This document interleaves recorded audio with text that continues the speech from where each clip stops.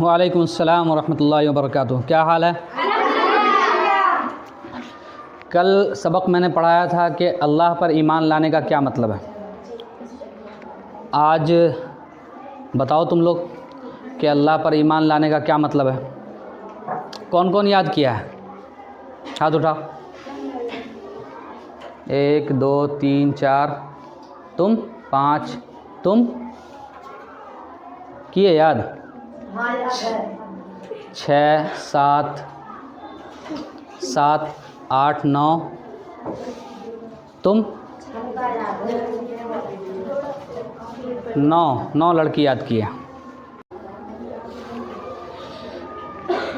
تو سبق پڑھانے کا مطلب یہ ہوتا ہے کہ سبق سنانا بھی ہے نا.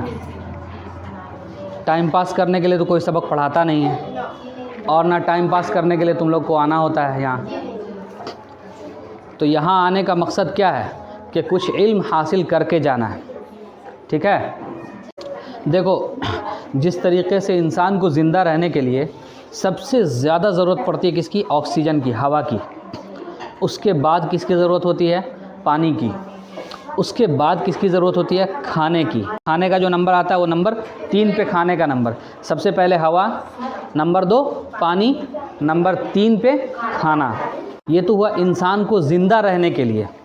لیکن اس زندگی کو صحیح سے گزارنے کے لیے 2 چیزوں کی ضرورت پڑتی ہے. اس زندگی کو صحیح سے گزارنے کے لیے کتنی چیزوں کی ضرورت پڑے گی؟ 2 چیزوں کی ضرورت پڑے گی. نمبر 1 علم. نمبر 1 کیا ہے؟ بتاؤ تم بتاؤ کیا ابھی ہم بتائیں. نمبر 1 بولو. یہاں پر رہنا ہے تو پورے طور پر حاضر رہنا ہے. ہاں، نہیں پڑھنا ہے تو پھر بہت سارا آپشن ہے. تو نمبر 1 کیا ہے؟ علم. نمبر 2 عمل، یعنی اس علم پر عمل کرنا. علم تم کو یہاں مدرسے میں حاصل ہوگا، پھر اس پر عمل کرنے کے لیے بھی اسی مدرسے میں تمہاری تربیت کی جائے گی کہ تم اپنے علم پر کیسے عمل کرو. تو زندہ رہنے کے لیے انسان کو ہوا، پانی اور غذا کی ضرورت پڑتی ہے. لیکن اس زندگی کو صحیح سے گزارنے کے لیے 2 چیزوں کی ضرورت پڑے گی، علم اور عمل. تو جب علم تم کو کوئی استاذ پڑھاتا ہے تو اس کا مقصد ہوتا ہے کہ اس علم کو پڑھو، اس علم کو سیکھو اور اس کو اپنی زندگی میں اتارو. اور یہ تبھی ہو سکتا ہے جب تم اس سبق کو یاد رکھو. استاد آئے، سبق پڑھایا، تم نے سبق پڑھ لیا، ٹھیک ہے.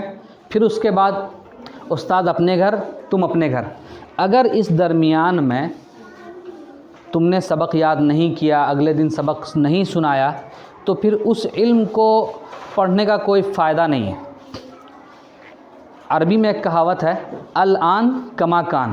سبق پڑھا اور سبق سنایا نہیں تو جیسے پہلے تھے ویسے ابھی بھی رہو گے. جیسے پہلے تھے ویسے ابھی بھی رہو گے. اس لیے سبق سنانا ضروری ہوتا ہے. تو یاد کیے سب لوگ؟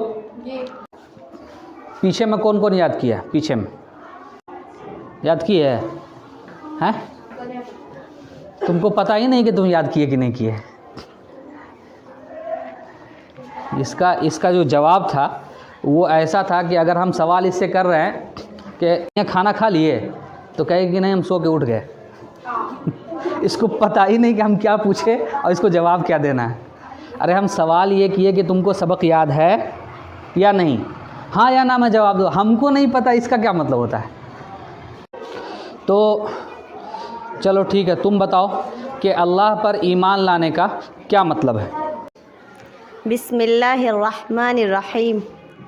اللہ پر ایمان لانے کا مطلب یعنی اللہ کے ایک ہونے کا دل سے یقین کرنا اور اللہ کی ذات، صفات اور اللہ کی عبادت میں کسی کو شریک نہ کرنا. ماشاء اللہ، بہت عمدہ جواب دیا، بہت عمدہ جواب دیا. اب تم بتاؤ کہ اللہ پر ایمان لانے کا کیا مطلب ہے، وہ تم بھی بتاؤ.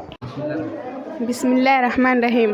اللہ پر ایمان لانے کا مطلب یعنی اللہ کو دل سے اللہ کو دل سے اللہ کے ایک ہونے کا دل سے یقین کرنا اور اللہ کی ذات صفات اور اس کی عبادت میں کسی کو شریک نہ کرنا۔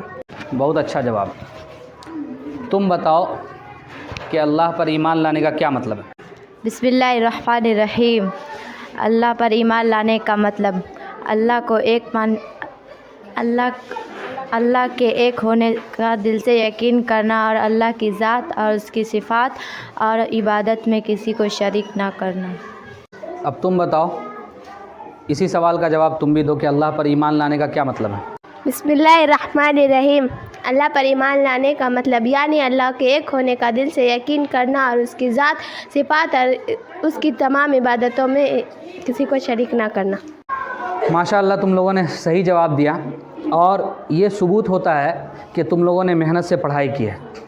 اگر ہم پڑھائیں اور پھر جو پڑھایا ہے اس سوال کا جواب اگر نہ ملے تو اس کا مطلب ہے کہ محنت سے یاد نہیں کیا گیا ہے، محنت سے پڑھائی نہیں ہوئی ہے۔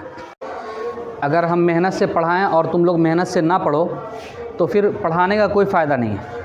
اس میں صرف میرا فائدہ ہے، کیونکہ ہم پڑھائیں گے تو ہم کو اور اچھا پڑھانا آئے گا، لیکن اگر تم لوگ محنت سے پڑھ لو گے تو تم لوگوں کو اچھا پڑھنا آئے گا۔ تو جس طریقے سے ہم کو اچھا پڑھانا آ جائے اس طریقے سے تم لوگوں کو اچھا پڑھنا بھی تو آنا چاہیے نا۔ چلو بہت اچھا۔